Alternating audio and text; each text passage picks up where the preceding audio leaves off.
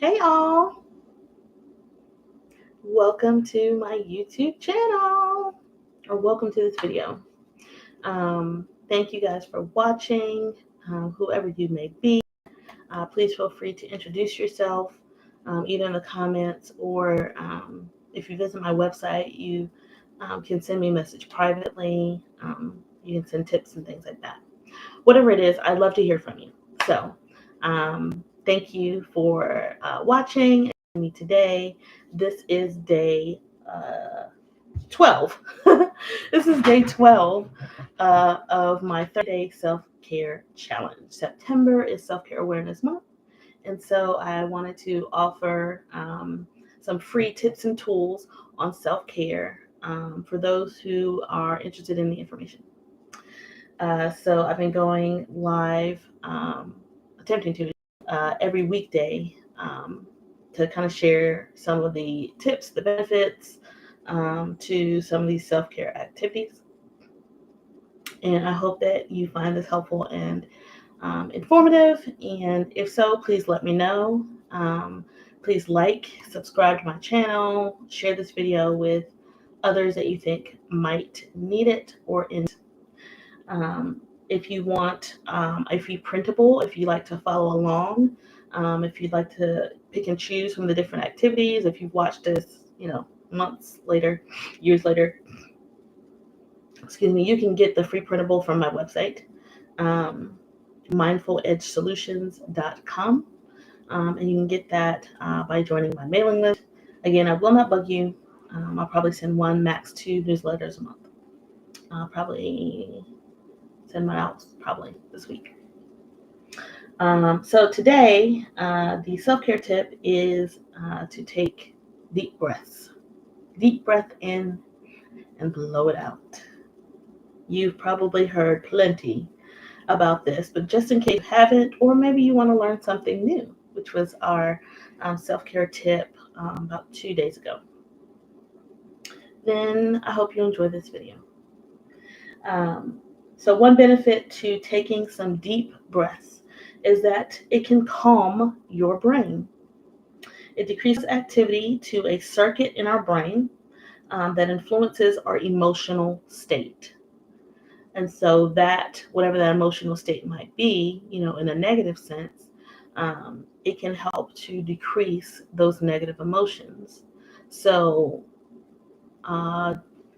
technically what's happening is the prefrontal cortex to our brain, which helps us to do things, make decisions, to operate effectively, the best way I can say.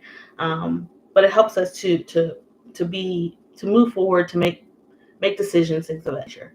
I can't think of the words like at the tip of my tongue, but that is located up here. The amygdala, which is our emotional part of our brain, is located in the back of our brain. So you've got this, which helps us to make decisions, to think rationally, to move forward in healthy ways. And our emotional state, good or bad, the amygdala is back here. Okay?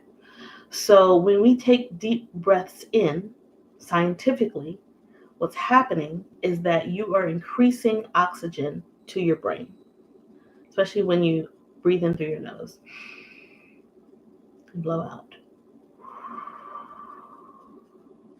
When you're breathing in, you're increasing the oxygen to your brain. What does that do? It actually sends a signal to your brain to move from the emotional state to the rational state. It says, oh, I might need to do something here. For some reason, that's what the oxygen does. The increased oxygen to the brain, it sends a signal that I need to be doing something important. And so it switches us from here to here, from emotional to rational. It may not be instant. It may take a few moments for some of us, depending on the situation, depending on how stressed you might be. However, for many of us, it can be very beneficial. For some of us, it may not be, and I'll talk a little bit about that near the end. But it can calm your brain. There's a potential it can calm your brain. And so that's the science behind what's happening. It can also help to regulate blood pressure. So if you're having blood pressure issues of any kind, it can help to regulate that blood pressure. It helps to lower your, so when you regulate your blood pressure, that will help to lower your risk of a stroke, and it decreases the stress on your blood vessels. So that's a physical benefit to what's going on for you, as well as a mental benefit if you're really struggling with blood pressure and it may be causing you to feel stressed. So I can attest to this one. I mentioned, what was the tip a few days ago? Oh, the guided visualization. So when I started picking up and using mindfulness tools, watching a guided mindfulness meditation video or listening to one, as well as coupling that with some deep breathing, I had full evidence that it decreased my blood pressure. So for me, a little transparency for me, I have never struggled with blood pressure, not a day in my life, until I got pregnant. So I got pregnant at a later age in life. They now call it, thankfully, they used to call it geriatric pregnancies, kind of rude.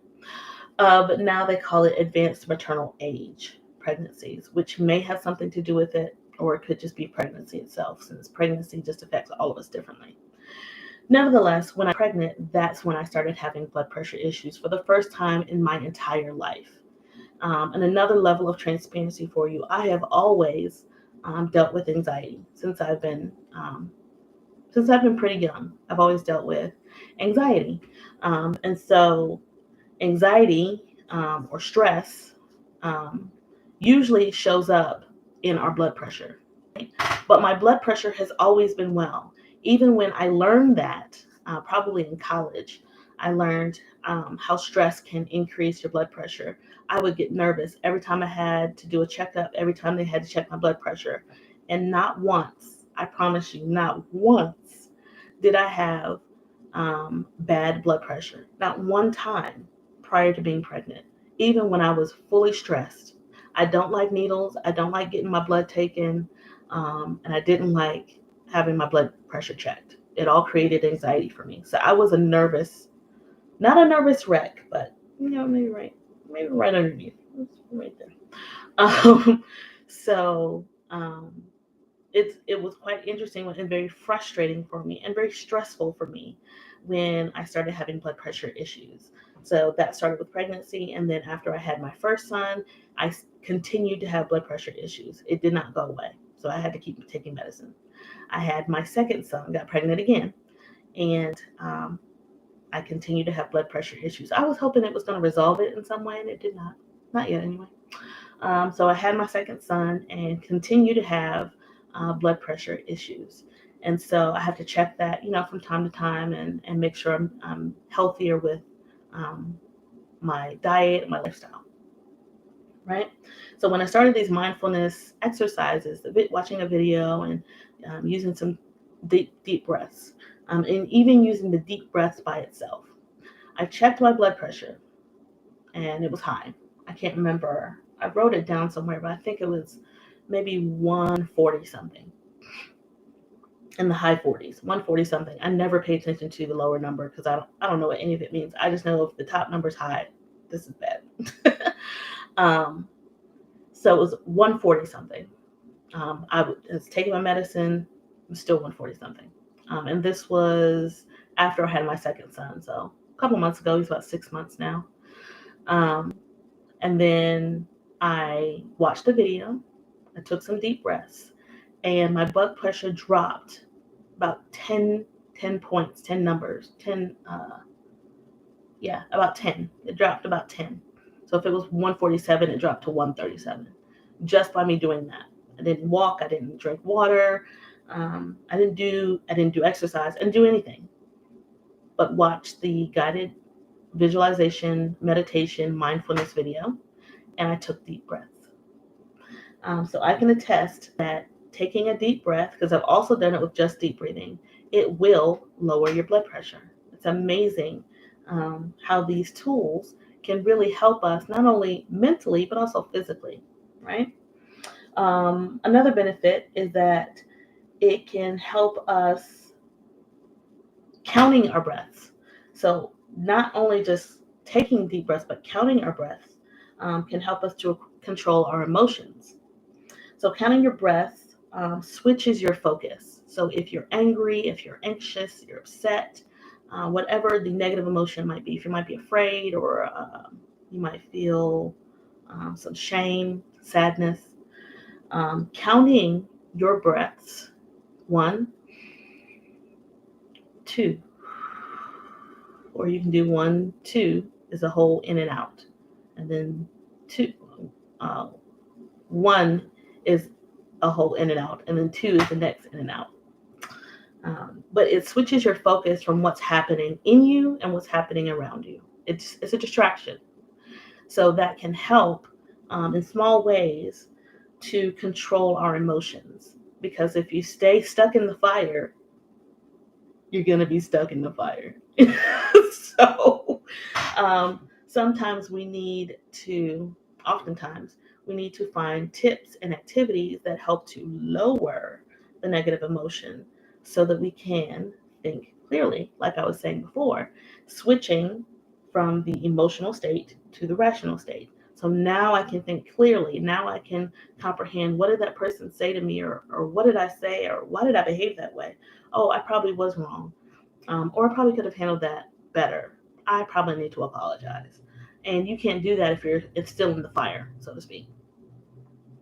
So it can help when we count. It distracts us from what's going on, distracts us from what we're feeling, and helps us switch our focus to something else, which is counting our breaths.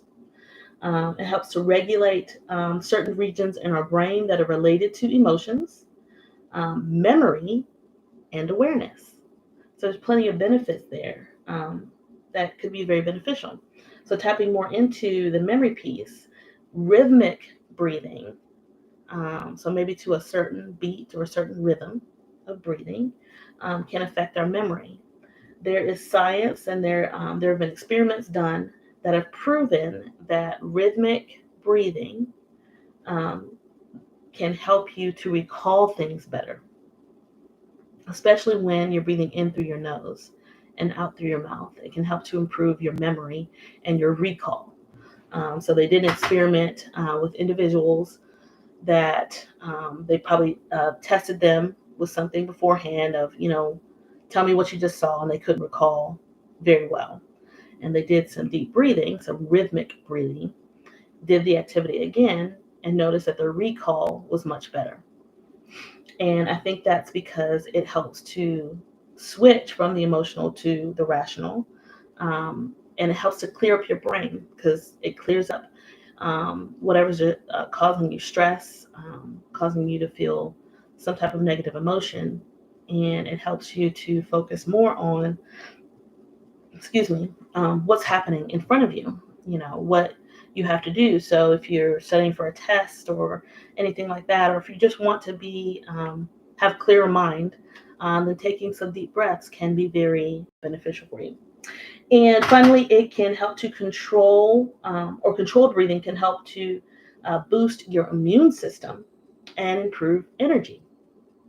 It's a counterbalance to stress. It counteracts the fight or flight response that we have. And I mentioned before in a few videos back, there's actually 4 states. There's fight, flight, freeze, and fawn. And so it can help to counteract that automatic response that all of us have, that we tend to go to one of those 4 states. And it helps to improve our overall health. Okay, so taking some deep breaths, focusing on your breathing, rhythmic breathing, counting your breathing.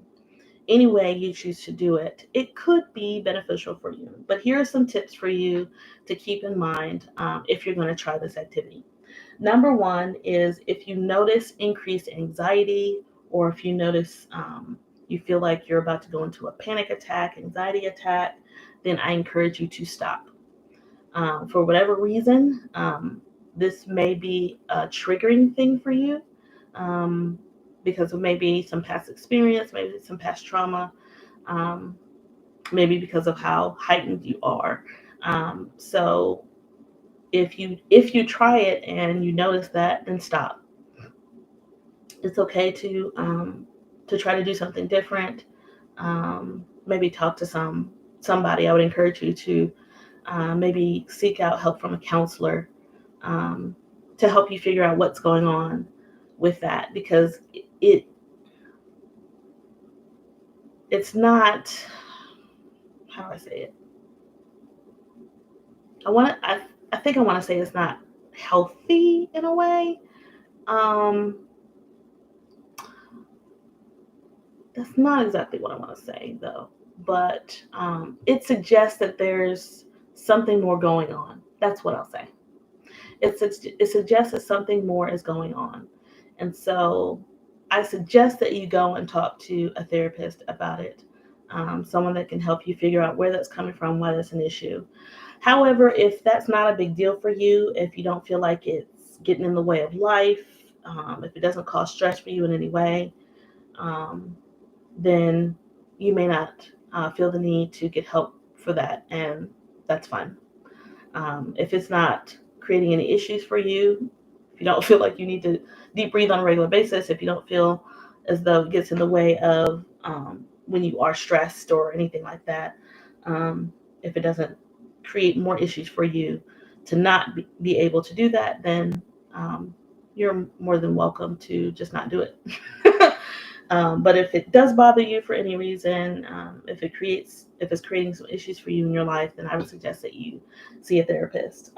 And also for the second reason, if you try this deep breathing, or if you already know that that is somehow connected to a past trauma, don't do it.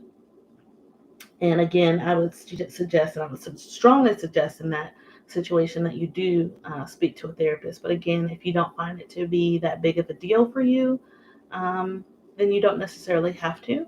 But I would pay attention to it and notice if it is a big deal, if it does create issues for you that maybe you weren't aware of, or if other people notice that that's a problem, maybe other things connected to that might be a problem for you, and maybe pay attention, take heed to what they're saying if there's someone that you trust. All right, so here's another tip to help you be successful with this, if you choose it, is to practice it on a regular basis. So try practicing this activity for a few minutes every day, because it could be helpful for you when you are in a crisis, when you already know how to do it, you already know the way in which you want to do it, because there's plenty of ways, and you know the benefit of it because you've practiced it on your own. So then it will, one, be easier to do in the time of crisis, and it will, two, also be more likely that you do it. So if you do deep breathing today, so right now today is Wednesday when I'm doing this video, and you have a crisis. It's Wednesday, September 14th, and you have a crisis around Christmas, and you haven't done any more deep breathing, didn't do this activity again. This is not going to be the first thing that comes to mind for you to do when you're in crisis. But if you did it every day from this day on forward up until that date, you have more of a chance of you actually using this skill in the time of crisis when needed, than you do if you didn't practice it. So another tip is to practice it. If you like it, you enjoy it, find it beneficial, and I would try to make it a regular part of your daily routine. And another tip is try different kinds of breathing activities and see which ones you like. There are different ones. There's taking 10 deep breaths in. I often have clients to try 3 deep breaths in through your nose and blow out through your mouth. So, so taking a deep breath in, blow out.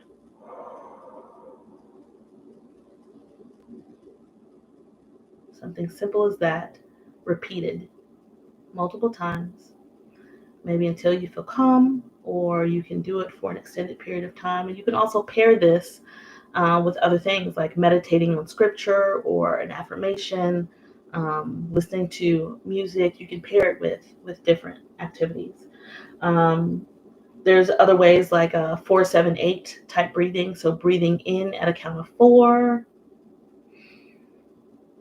holding that for a count of 7, and blowing out at a count of 8.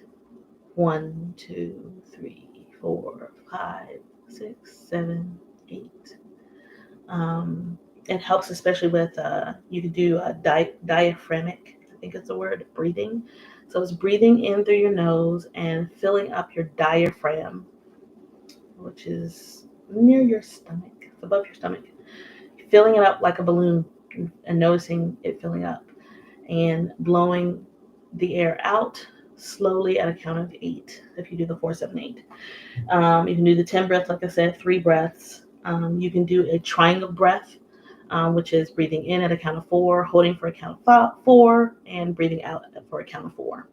And you can move up to breathing in at a count of 4, holding for a count of 8, and breathing out at a count of 8. And you could also try square breathing, which is imagine a square, all 4 sides are the same length. So breathing in at 1, holding 1, breathing out at 1, and holding the out breath at 1, and then starting that over again. There's plenty of ways of doing it. So it's not just the simple deep breath in and out. There's different ways that you can do it. So try different ways. Look them up, YouTube, Google, whatever, and see what you like. Or just try one and go with it, whatever you choose to do. So I hope these tips and the benefits to using these activities are helpful for you. Please like and share, subscribe to my page, my channel, and let me know, what you think about them. If you try them out, especially, let me know what you liked and what you didn't like. If you, like I said before, if you want the free printable, you want to follow along, or you want to have that full sheet, the link is in the description of the video. So you can go to my website, mindfulEdgeSolutions.com, and get that free printable for yourself. Use it however you like. You can pick and choose any of these activities. You can follow along and do a new one every day, like I am. And you feel free to modify. Feel free to modify any of these activities to suit your lifestyle and your preference. There's no right or wrong way to doing self-care as long as you're taking care of yourself. I hope you enjoyed this tip today. I hope you try it. And I encourage you to stay mindful. Have a great day.